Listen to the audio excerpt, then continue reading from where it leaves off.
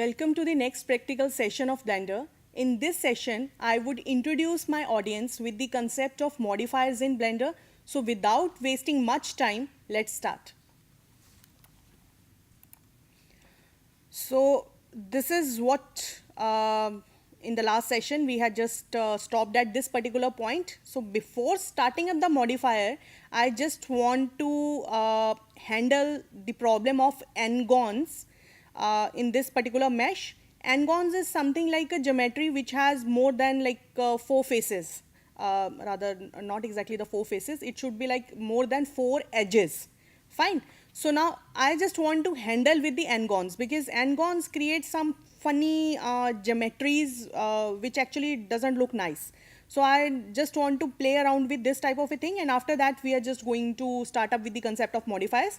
So what I'm just going to do, simply I have just pressed Z and see I have just clicked onto this last edge loop.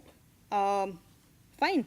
So I have just entered into the edit mode and I have just clicked onto the edge loop of this particular cup, which is the bottom edge loop of this particular cup.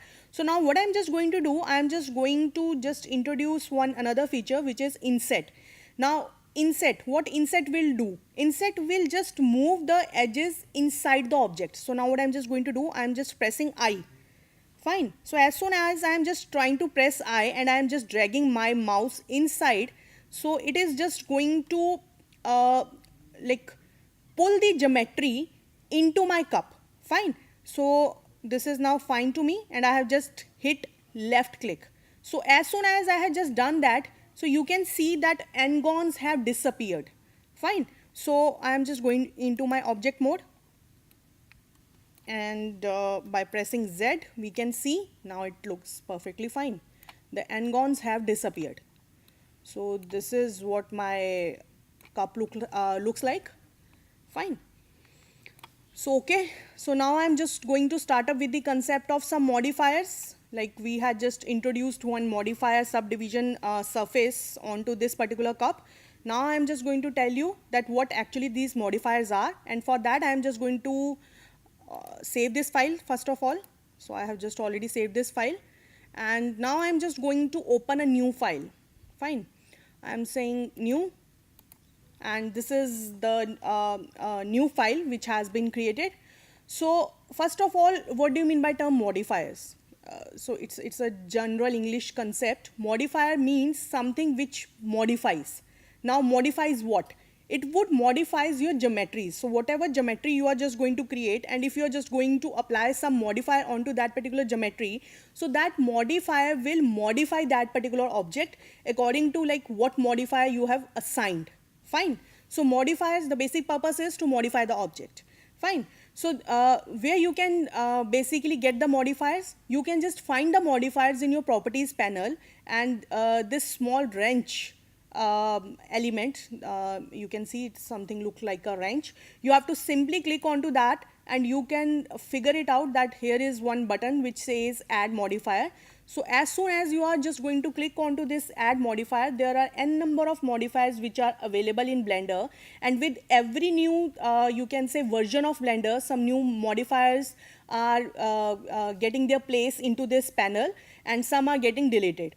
So see, we can't just handle all these modifiers in like 1 or might be in 2 or might be in 3 sessions. So what I'm just going to do, that I am just going to take up some important modifiers which we are just going to use repeatedly in Blender software. Fine. So let's start. So what I'm just going to do, firstly I am just going to start up with one type of a modifier which basically comes under your deform panel. Yes. Before going ahead, I just want to tell you one more thing, that when we are just talking about modifiers, there are different categories of modifiers. You can see in this modifier panel, the one panel which has the underlying options, the basic heading for that particular thing is modify. So if you just want to modify something, if you just want to modify some, you can say the nerves, might be some geometries. So what you have to do, you have to come to this modify panel. Secondly, the another panel is generate. If we just want to create something new, might be we are just generating something new, or we are just going to, like, we are using 3 or 4 meshes and out of that we just want to generate something new, we are just going to use the generate panel. After that is your deform panel. Deform panel is basically to deform your objects. Like you just want to what we can say, we just want to bend our object, we just want to tape our objects. For that type of a thing, we are just going to use the deform panel. And simulate. Simulate is basically the physics panel, where if you just want to give a look of a cloth, or if you just want to create some water effect, or you just want to create some smoke effect in Blender, you can create with the help of this simulate panel. So right now what I'm just going to do, most of the time the important modifiers which we basically require, I am just going to handle those modifiers. So firstly I'm just going to work with simple deform.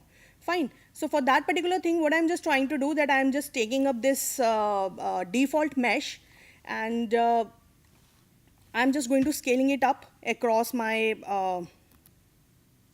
y-axis and also across my x-axis. Fine. So after that, what I just want,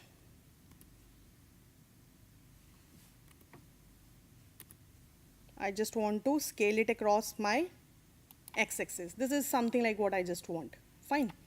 So I have scaled the object. Now I am just entering into my edit mode. So as soon as I have entered into my edit mode, you can see the basic geometry of this particular object. Right now there are no any faces. There is only 6 faces which are just moving around. But I just need some more faces. One thing you have to remember, that when you are just playing around with your deform modifiers, you need some additional geometries. You need some additional faces. So for creating the faces, now what I just want, I have to create some additional faces into that object. So for creating the additional faces, I hope you might remember, I am just entering into my edge mode and I am saying Control R. I am giving a loop cut. Fine. So what I am just going to do, I am just scrolling my middle mouse button, and with this I have increased the number of these purple lines which basically depicts the different loop cuts. What I'm just doing, I am just dragging the middle mouse button, and this looks perfect to me. So once it is done, I am just clicking left mouse click, and after that again I am just going to give the left mouse click. Fine. So once I am just going to give 2 left mouse clicks, these loop cuts, they are just going to slice my object into that type of a faces. Fine. So it's now fine to me. Now what I just want, once I am done with this, I am entering into my object mode. I am adding another object. Why I'm just adding that particular object? Because I am just going to add my modifier onto that particular object rather than just onto this particular object. Or you can say in simple terms, if we have to just understand that particular thing, that would be an emptied object, and that emptied object will actually handle the simple deform modifier which I am just going to apply onto this particular object. So practically I am just going to do that, so you will understand it in a much better way. So what I am just going to do, I am just adding another object here, Shift plus A, and there is a concept empty. Fine, this is an empty object what I am just going to create, and I am simply clicking onto plane axis. Fine, so I am just going to drag it around. So see, this is a simple object which is not going to come under render. So I have just created that particular thing, and now I am just going to click onto my object what I have created, and I am just going into add modifier, and I am just clicking onto simple deform. Fine. So as soon as I am just going to click onto this, there are some options. First of all, I am just going to do some bending. So I am just click onto this bend, and this is a small icon where what I just want, that the empty object which I have created, I am just going to assign that empty object here. Fine. So I have just clicked onto that, and now what angle at which I just want this object to be bent out, I can just assign here. So see, this is like 70%, 80%, 126%, and whatever the things I just want. Let us suppose I just want to make it as a circle, so I would say 360 degree. So it will just take up the shape of a circle, might be 45 degrees. So this is what I just want. Fine, this is how I'm just going to play around. Now you would say, what is the function of that emptied object? So now what is the function of that emptied object is that, see, I am just dragging this emptied object. You can do number of animations with this emptied object. And now whatever the bending is just going to be applied on this particular object, it is being handled with this emptied object. This is the purpose. Fine. So that is why I just tried to create that particular thing. So usually while doing animations, we used to create this emptied object so that we can just do the animations on this particular emptied object rather than on our main objects. Fine. So this is what we had done. So beside that particular thing, there is one another option which depicts limits. Limits depicts the lower limit and the upper limit. Like right now, the complete object is affected by bending. Now I just want that only 40% object, or might be 30% of object, would just have a bend property assigned to that, and rest of the object would look like in its initial form. So this is what is happening.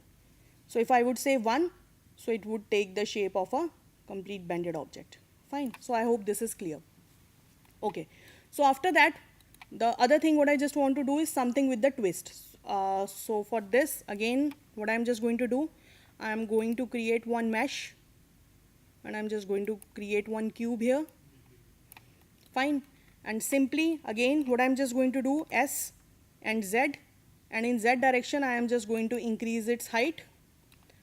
And again, I am entering into my edit mode, and I am just going to give some loop cut, Control R, and just dragging my middle mouse button, simply left click, and again one left click. Fine. So entering into my object mode, and again adding one object, and what object we just want to add, and that is the emptied object. I had just added that, and the name of that emptied object is empty001. So now what I'm just going to do, selecting that object, add modifier, simple deform, and here I am just going to say twist, and under my axis origin, I am just going to click onto this my empty001. Fine. So now for twisting, I am just going to increase the angle. See, this is what is happening with the twisting. So twisting basically what it is going to do, that it is twisting the object, or it is, you can say, rotating the object in your Z axis. Fine. So this is what is happening. So now what is the function of that emptied object? So I'm just going to click on to that emptied object, pressing Z, and now see what is happening. This is what I just want to achieve with this emptied object. So if I just want to do some dancing animation, so what I have to animate in my animation, this emptied object, rather than just playing around with this object. Fine. So this is something about the simple deform. Beside that, there are two other options which says taper and stretch. Fine. So let us suppose if I'm just going to make it like 0%, and I'm going to say taper.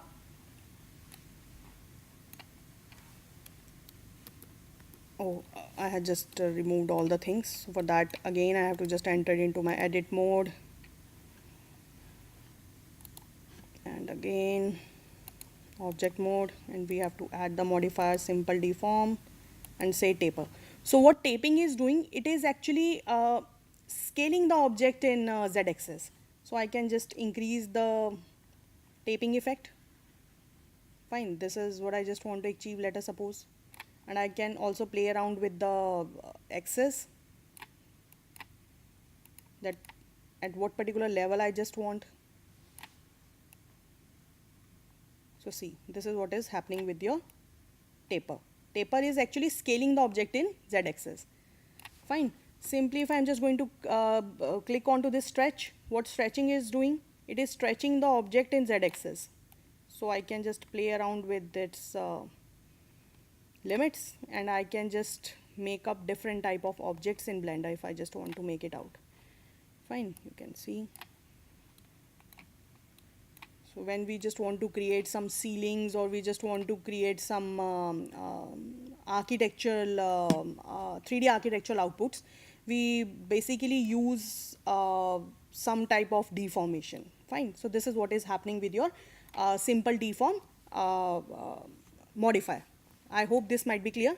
So now after that, the one another modifier just try to show you up. That is the simple deform modifier. This is the first modifier which we had just tried to see. After that, subdivision surface we had already tried to see in our last video. What actually that subdivision surface modifier was doing. So if I'm just going to click on to that and see, before just moving on to that, sorry for that, I just want to tell you one advantage of modifier, why we are just applying those modifiers. Fine. So let us see here. Let us suppose I had just applied some bending property onto that type of an object, and later on I don't want to just add that bending property on this object. I just want to remove that type of a thing. Now what I have to do, simply I have to just click onto this delete. So as soon as I am just going to click onto this delete, that modifier would be deleted. Fine. So this is, you can say, the advantage of modifier. You can apply the modifier, as well as whenever you are just going to feel like that you just don't need a modifier, you just want to again change the properties of a modifier. It is in their hand. It is basically in your hands. Fine. So that's why we are basically using the modifiers. Fine. So now I was just telling you that if, let us suppose, we just want to apply that subdivision surface, which I had already discussed. So actually what this subdivision surface modifier is doing, that it is actually dividing some additional geometries onto your current geometry. So you might have listened the concept of a resolution. So like if I am just going to say that a picture has a resolution of 1064 into 648, let us suppose. So what I am just trying to say, that that particular picture has an area of 1024 into 648, or might be 768. So in width you have the number of pixels which you have is 1024, and in height you have the number of pixels is like 648 or 768, whatever the option you are just going to take. So it means that number of pixels 1024 into 768, it constitutes that particular image. That number of pixels that particular image has. So more the number of pixels in an image, the more the better would be the quality, but obviously the file size would increase. Similarly, what this subdivision surface is doing, that it is actually adding the additional geometries onto your current geometry. So it is something like it is increasing the resolution. Fine. So it is making that particular object more smoother. It is adding some geometries onto your current geometry. So when you are just doing such type of a thing, that's why I had just told you that you have to just play around with these subdivisions. Means you have to be very particular when you are just increasing these subdivisions. Fine. So usually the subdivisions, the number which we are just going to use in subdivision, it varies from your 1 to 5, not increase more than 5. Because now what would happen? So it is just going to add 5 times of that type of additional geometry onto your object. This is what it is trying to do when I'm just going to put the 5 number in my views panel. So this, if you are just going to increase more geometries, what would happen? First of all, your system or your file, it would crash. You can just play around. You can just see what is just going to happen if you are just going to increase the subdivisions. And secondly, let us suppose if your system wouldn't crash, if your system is like i7 and it has the good properties your system has, still what would happen, that when you are just going to render your file, it would take, you can say 3 or 4 times. It would take much time. Fine. So this is what you have to keep in mind, that when you are just playing around with the subdivisions, you have to keep yourself in some limit. Fine. So I'm just giving you that particular limit, 1 to 5, not more than that type of a thing. Otherwise, you can just experiment that you can increase the subdivisions and you will see what would happen with your stuff. Okay, so this is another modifier. After that, the third modifier which I just want to discuss is something about your Boolean modifier. This is the important modifier against. So for that, what I'm just going to do, simply I'm just removing the stuff from that. Yeah, might be what I can do. I am just going to add one another mesh. We are just going to include a plane here, S, R, X in my 90 degree, and I'm just rotated that particular object. Now what I just want here, I'm just adding another mesh, which is a cube. Fine. Press 1. I'm just, rather than just deleting those objects, the another feature I'm just going to tell you is hide, how you can hide your objects. Simply you have to press H. I'm just pressing it H. When if you just want to bring it back, you have to say Alt plus H. Fine. So right now I just want to hide those objects. I'm pressing H, H. So this is what I just want. So I have this particular plane with me and I am having this particular object with me. Now what I just want to Boolean the objects. So for that, what I have to do, I have to just click onto my parent object. I would go to add modifier and I would say Boolean. So as soon as I am just going to click onto Boolean, it will ask me the another object. Fine. So I am just going to click onto that object and simply, so I have to just know what is the name of that particular object. It is cube 002. So cube 002. Now see what it is doing. Right now, in Blender, under your Boolean operation, we have 3 type of operations. One is your difference, union, and intersect. I hope you must have a knowledge about the Venn diagrams. So those, like whatever the things are just happening in Venn diagrams, same thing is just happening here in Blender. So what we are just trying to do, initially I have just clicked onto that type of a difference. So difference, what the difference will do? It is just going to remove this particular object from this parent object. To just get that type of effect, what I have to do, I have to press onto this apply also. Once I'm just going to click onto this, I can just select that particular object and simply press delete. So see, this is what has happened. So while making the windows, or if you just want to make some holes, etc., you can just do that type of a stuff with Boolean and under its difference operation. Fine. So now I'm saying Control Z and I'm just clicking on to difference. Difference we had already done. I am just going to say union and say apply. So now what union will do? It has united the object. It has made this object as a single object. So you can just delete that particular object. It's fine enough.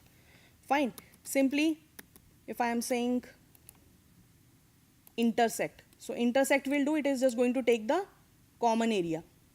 Fine. So it is just going to, for that, apply, and it has just taken up that common area. Fine. This is what is happening with your Boolean modifiers. So the Boolean modifiers, basically the difference operation is basically being used for making some holes, or might be just making some vents or making some windows onto your architectural objects, like onto your walls or something like that. So this is the another important, I can say, the modifier which we have. After that, I just want to just give you a glimpse of two another modifiers of Blender, so which might be of some use when you are just going to work around with Blender. So for that, I am just adding one mesh, and this is the torus, what I am just going to add. Pressing S, increasing its size. Fine. So I am just going to add a modifier which says wave. Fine. And see what is happening. Wave. I am just pressing it out. What I am just pressing is that I am just playing around in my timeline. I had already told you that timeline is basically being used for animations. So what wave can do, wave can create different type of animation for you. And for playing the animation, I am just dragging this green bar onto my timeline, onto my number of frames. So this is what is happening. So if you are just going to look at the properties of a wave, so right now, like it is just going to move around your x-axis, y-axis, and it is cyclic in nature. The wave operation is just going in loop. So what I can just do, I can just uncheck this y, and I am just going to just do some animations only across the x-axis. So this is what is happening. So when we just want to create some ripple effect, or you can say some tide effect in water, we basically use this wave modifier. Fine. So this is how you can just do with that. Other than that, you can just play around with its properties. There is a speed concept. You can increase, decrease the speed. Then simply you can just increase, decrease the height of your wave, simply the width and the narrowness. So you can just play around with this type of a thing. And this is something about wave. And after that, what I just want to just discuss about another modifier, which is again an interesting one. So I'm just deleting the additional objects which I just don't need. And what I'm just going to do, I am just going to add one another mesh, Shift plus A, and this is the monkey head. This is the default, you can say, character of Blender, which is known as Suzanne. It is known as Suzanne head. So this is the default character of your Blender. Fine. So what I'm just going to do, that I'm just going to put the Suzanne head under fire. So you might have seen that Ghost Rider movie. So we are just going to create that type of effect right now. So I have just created that particular object. Simply I can, if I just know the name of the modifier, I can go to add modifier and I can just click out there. And another way how you can add the modifier, or you can just figure out your objects, I am just showing that. Simply click on spacebar, and here you can just simply say smoke. Fine. So as soon as I just clicked on to smoke, it says quick smoke. I just clicked on to this. Yeah. So right now something has happened. Let me just make a new file rather than just playing around with this, because we had already some hidden geometries into that, and it is just creating some issue with my file. So Shift plus A,